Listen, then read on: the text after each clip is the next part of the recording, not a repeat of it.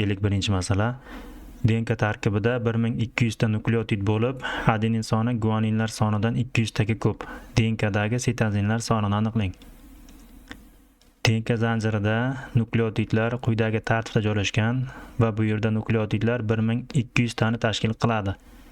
Adenin soni guaninlar sonidan 200 taga ko'p. Shunda guaninlar X, adeninlar X qo'shilgan 200 kelib chiqadi. Timinlar ham X qo'shilgan 200, sitozinlar X bo'ladi.